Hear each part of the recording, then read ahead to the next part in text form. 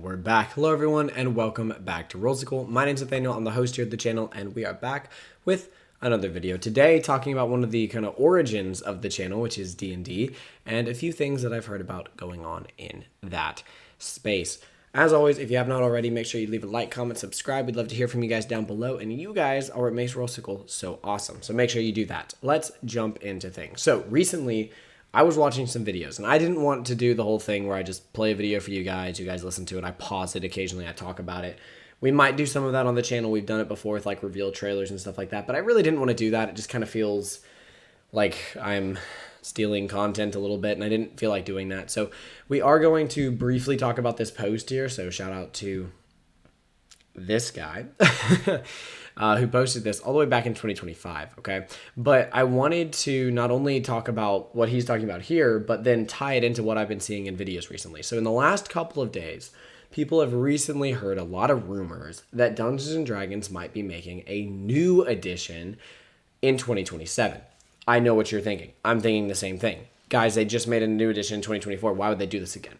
Well, 2024 was a continuation of the 2014 rules in 5e, but it also changed them in a way that a lot of players weren't super happy with. It happened after the OGL debacle, which had a lot of players jump ship, and as a result, the sales have been really, really far down. And I think what we're seeing is that a lot of TTRPG players, like myself, have jumped ship to other TTRPGs because they offer more of what they want out of a role-playing game than what Dungeons & Dragons is having to offer.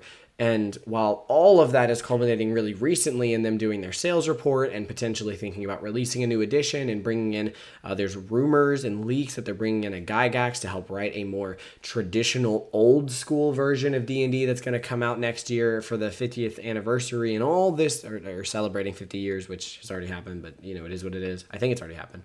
But all of this to say, I think this article does a good job summing up those feelings, even though it's from a while ago. And then we can talk about how we think that's going to be impacted or acted upon going forward. So let's take a look at this. The new Forgotten Realms books made me realize what I don't like about D&D 2024. Now, I'll be the first to say I haven't played a lot of D&D 2024, but from what I've heard and what I've seen, I have to agree with a lot of this, and I think the community does too. All right, here we go. The new Forgotten Realms books are a great product if you're a longtime Faerun fanatic like myself. Now, I just bought one of them. I did not buy the character option one because I don't currently own the 3 rule books.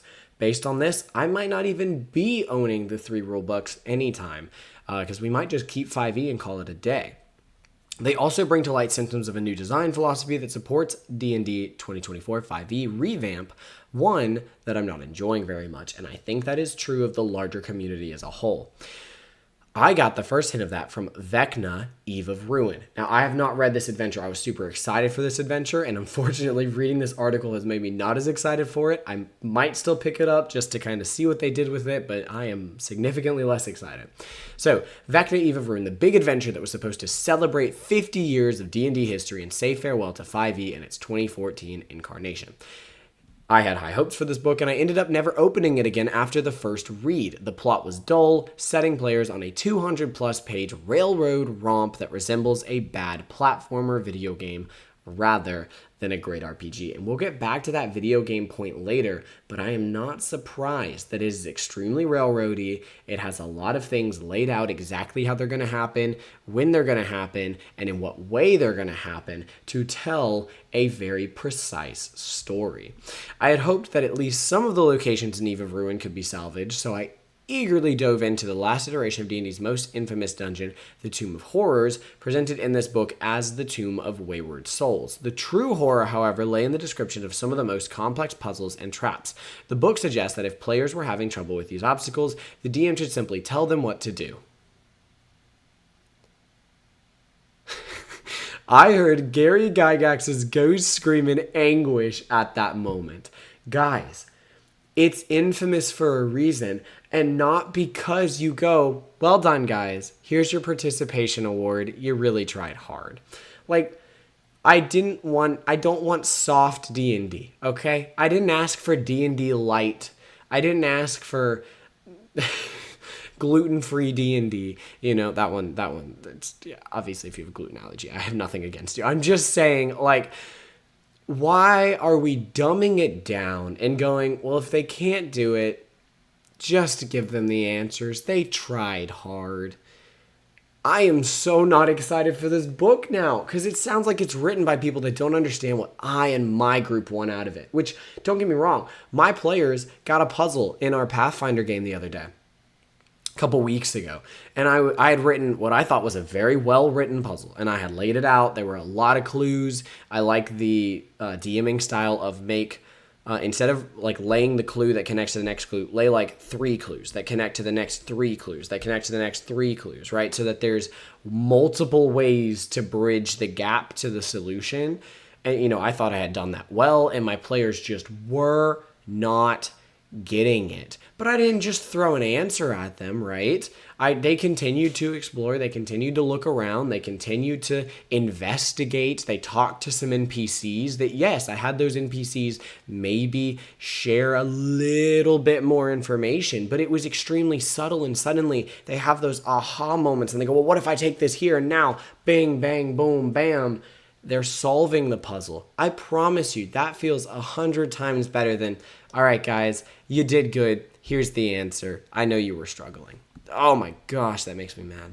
Anyways, not every book can be Curse of Strahd. However, I still held faith for D&D 2024 until I got my hands on the trifecta of Player's Handbook, Dungeon Master's Guide, and Monster Manual. Now, again, these are the 3 books I don't have. I have read a good bit of it just because friends have had them, and I had to run in a game store. My job in college, the end of college, was running D&D sessions, and so I had to be relatively aware of these rules, even though I didn't own the books.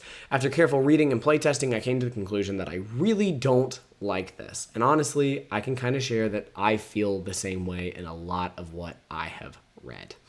For a long time, I couldn't exactly point my finger at what was wrong, besides the game being even more unbalanced to the player side, which I think is egregious. We don't need more powerful players. We already had insanely powerful players. If anything, scale back the insaneness that was high-level wizards and high-level warlocks, and I guess warlock isn't that powerful, paladins and whatnot, right? And scale them down to those fighters, or at least find a middle ground that you could scale them to, and suddenly you're going to have a better game. Pathfinder 2nd edition, but it's fine. D&D can do that as well. And so, where was I? After carefully reading and playtesting, I came to the conclusion that I really don't like this. Oh, I already read that. After the core books, the first real big release for D&D 2025 landed in November 2025 with the Forgotten Realms, Heroes of Faerun, Forgotten Realms, Adventures in Faerun. I own, thanks to Ashley, my wonderful wife and co-owner of the channel, I own Adventures in Faerun because I love that world, and I wanted a book about that world, and I'm very happy that I have a book about that world, but I can agree with what I've seen based on this, that it exhibits these problems. If you read D&D articles on this site regularly, you will know how much of a Realms fan I am. I had very high expectations, as you can read in my review of the books. In terms of lore and setting, I'm going to need to read this later.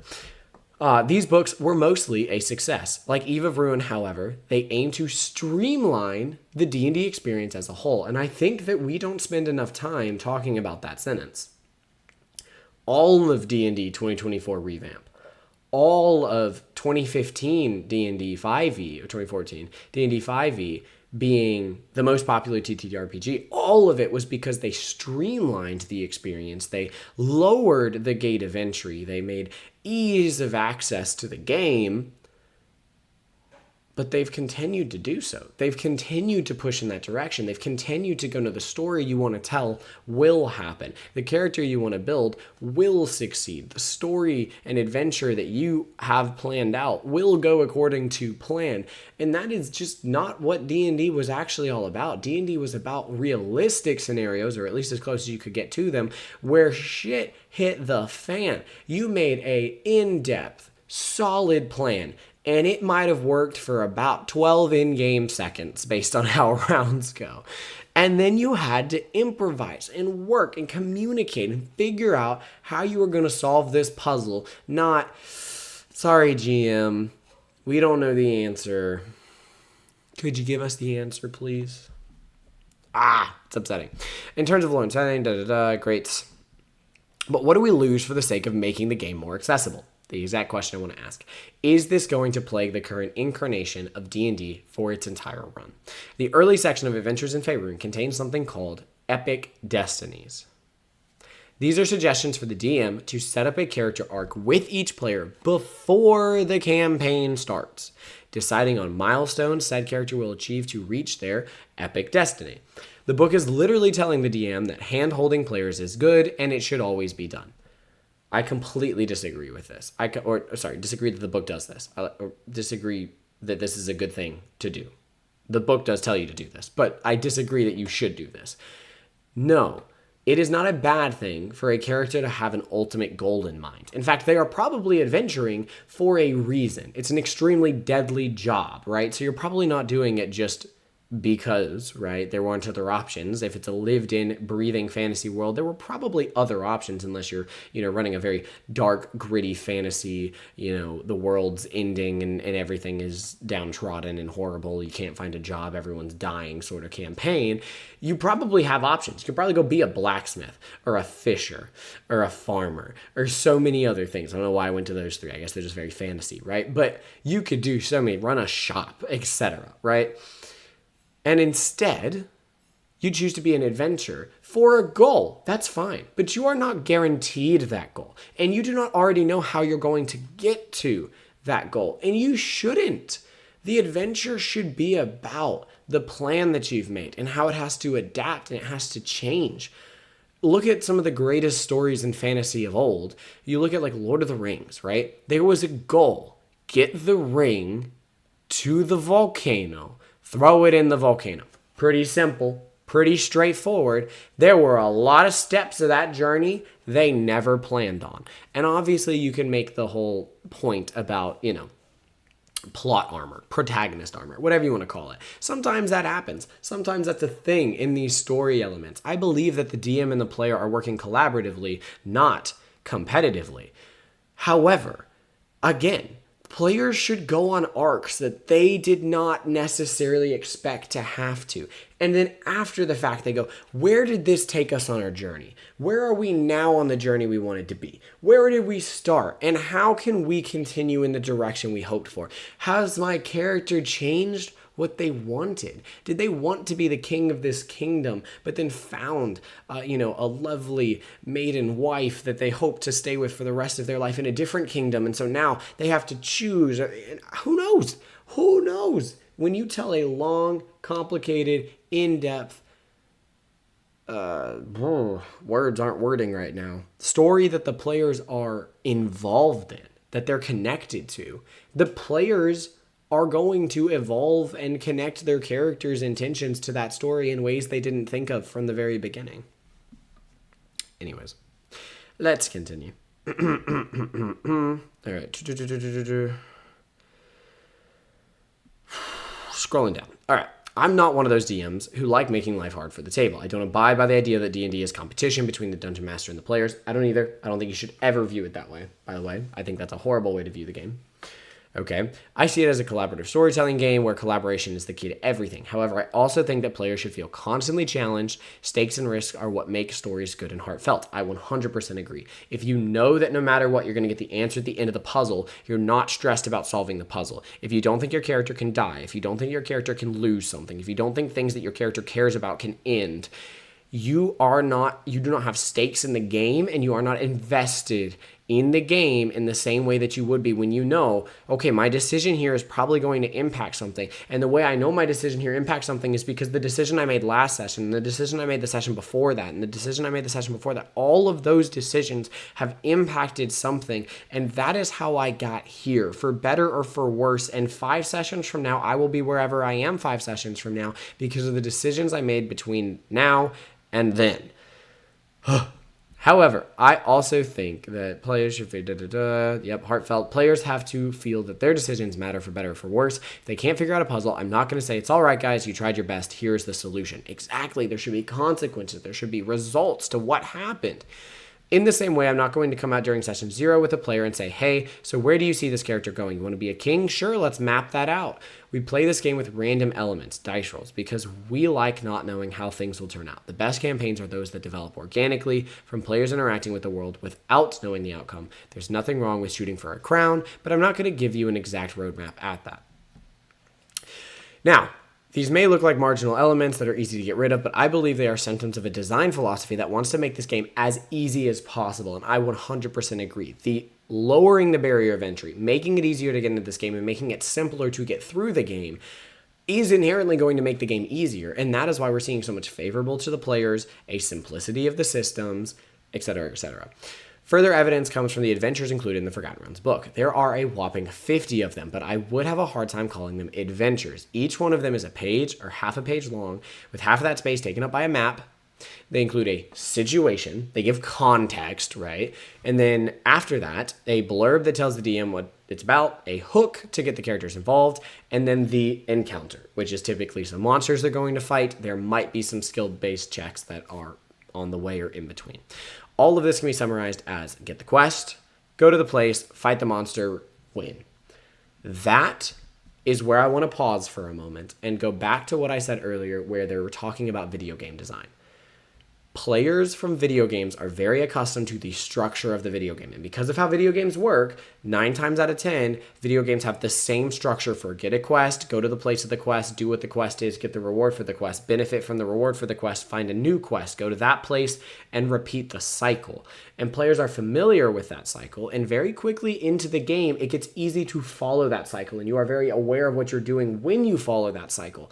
And I do believe that that is what they are trying to chase here, that they want to create the RPG video game cycle that players are accustomed to, and that it is easy to recognize, and it is easy to get into, and it is easy to follow within a TTRPG. But the reason that I love and I care about and I cherish TTRPG so much more than you guys even see on this channel, I've been dying to get more TTRPG content on this channel, and I am going to do more because the passion inside of me is already back out there making this one video.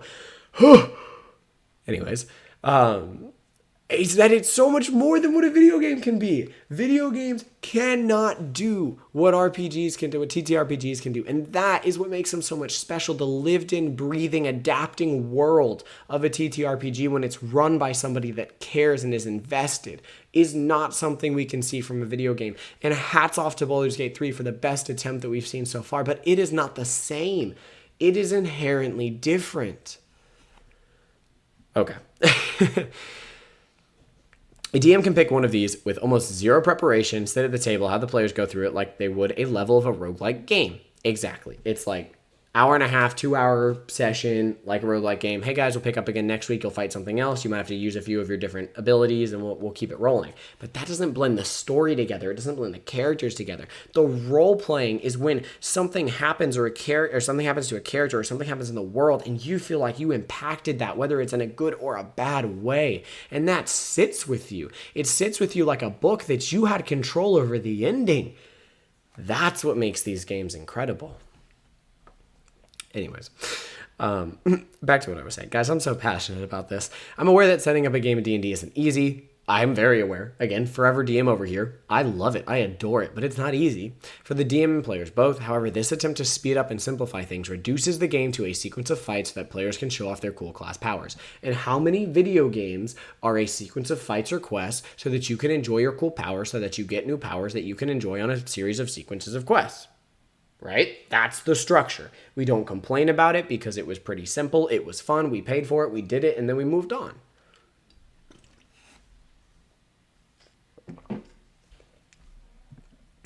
And it's great. I'm not saying video games are bad. I'm just saying that TTRPGs are something different. So let them be something different. I actually did not know this, by the way. It looks like they took all the 12 classes of the character classes and gave them all exactly 4 subclasses rather than having some that had 3 and then some that had 10, which is what we saw in the original 2014 rulebook. Don't know how I feel about that, but I just genuinely didn't know, so that was interesting. I thought this could be a specific feature of Adventures in Faerun. 5e's campaign settings always contained one or more introductory adventures, so perhaps the designers decided to try something different. However, I'm afraid that this is going to be the standard from now on. I checked Netherill's Fall. Now, I had no idea what this is. I still have no idea what this is. I do own Adventures in Faerun digitally on D&D Beyond because my parents bought it for me for Christmas. I guess I will use it someday, maybe. I will probably use the physical book way more than I would ever use the D&D Beyond version because I don't really use D&D Beyond. But nonetheless, apparently the digital adventure was included in the Forgotten Realms Ultimate Bundle. I was excited about this chance to revisit one of my favorite bad adventures from the past and to witness Karsus's folly again. However, this book is not an adventure in the traditional D&D sense. It details some information about the setting that includes 2 Netherese cities. It tells you how to run a game set in the distant mythical past of Faerun with magic experiments going wild, and a decadent magocracy. I actually don't know how to say that word, on the verge of collapse. However, the adventures contained inside are exactly the same as those you find in Adventures in Faerun. 1-page long lists of encounters. Sure, this book gives you enough to build your own adventures in Netheril, but that's the job of a campaign setting. From a D&D adventure book, I'd like to see a longish, detailed, and extensive, adventure, right? That I can run by the book if I want to. Now, I've been the biggest, and I might even make a video about this, about running not from the book, changing things and making it your own, adapting it to your players, etc. But a good adventure should be able to just be ran as written and tell a coherent story that gives plot and depth to the characters in the world, etc. Simply saying, go here, do this thing, get this item, kill this monster that's there, doesn't give depth and plot to those. You need more than that. And typically a page isn't enough. That's going to be on the DM for writing it into their story and writing multiple pages around why this adventure happens and how it impacts their world. And if you're doing that, that's not an adventure book. That's you writing an adventure out of an encounter book, really. I don't think that chaining any number of these mini adventures over several sessions would make my players particularly satisfied. Indeed, Wizards of the Coast has not been publishing a lot of adventures in their traditional sense for a long time. The standard for 5e has been big campaign books, such as Curse of Strahd, Rime of the Frostmaiden, Dragon Heist. All of these books kind of present a world that you can play in and a long adventure to go with it, which require a lot of time to be completed, but at the same time present a fully fleshed out setting to use as you wish. There you go. I love these, but I also wouldn't mind more focused products in the style of 3E's adventures. I don't remember 3E. I didn't play 3E. I wasn't in 3E. I do know that 3E had a continuation spin-off game, Pathfinder, and that was great, and that had great adventures, and I actually do have 2 adventures from that first edition that I have in the pocket edition just to read and cherish how well written a 1 to 20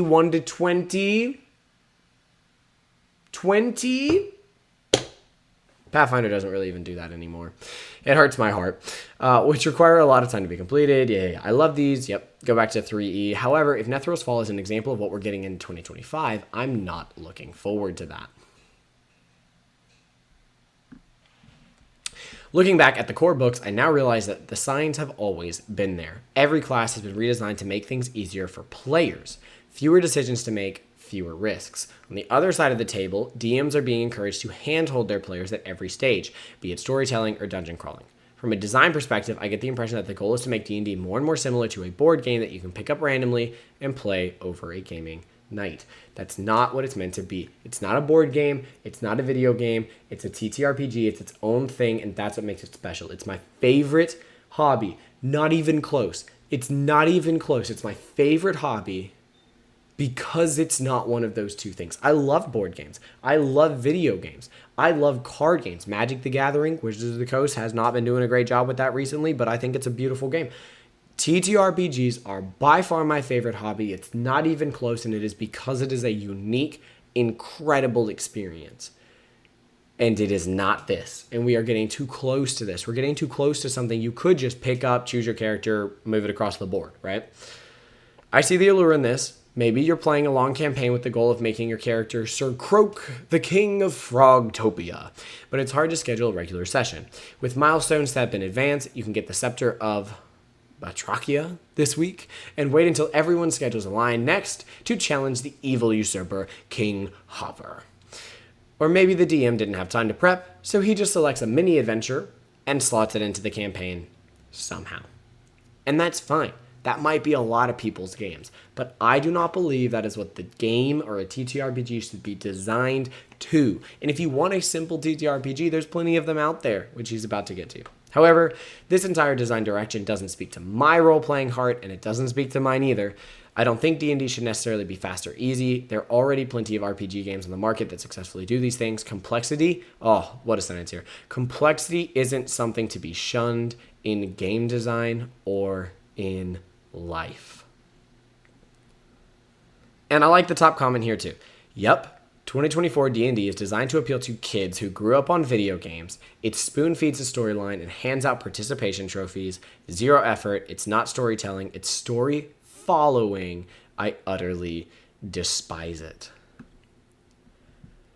I think if you have done too much story following, you do not know of the world you are missing out on of storytelling. You do not know of the heart-wrenching grasp you can have in investment in a world that you truly believe you and your friends made the decisions and shaped. You caused this, and you caused that, and you saved these people, and you didn't save those ones, and they don't like you because of it.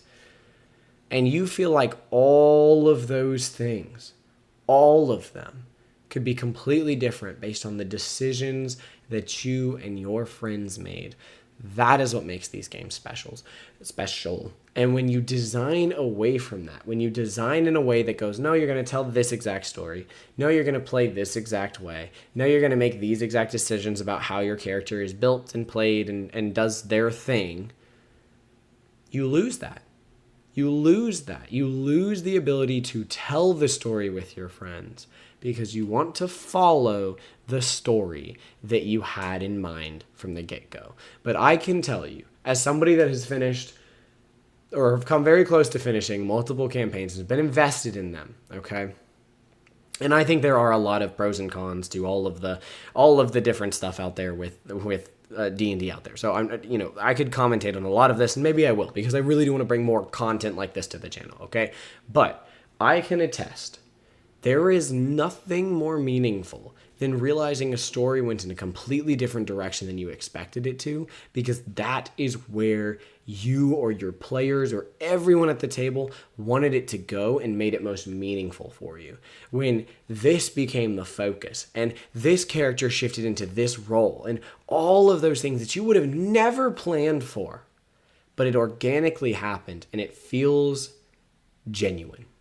It doesn't feel forced. It feels genuine. And I think that is a bit of a problem that we're seeing. Pathfinder is not completely devoid of this as well. I could criticize a lot of parts of it that have kind of trended in this direction because a lot of our just gaming habits are trending in this direction. A lot of the world is trending in the catering and giving into what you need direction. And I'm not going to comment on all of that, but I will say D&D has fallen extremely into that hole, and we have seen it negatively impact their sales. We've seen it negatively impact their press. We've seen it negatively impact their popularity. And now we might even be seeing it negatively impact who sticks with the game long term. So hopefully D&D is actually taking this wake-up call and they are making a new edition. If they do go more old school, I will definitely be covering it and talking about it and letting you guys know what we think. As you know, my preferred TTRPG is Pathfinder 2nd Edition, so go check it out. Let us know what you think about it down in the comments below and what you think about D&D and everything that's going on with it. I have not been following it very closely, so please let us know if there's something we missed, you think we should cover, etc. As always, we'll see you guys in whatever comes next, but until then, may those rolls be ever in your favor. We'll see you guys next time. Peace out. Bye, y'all.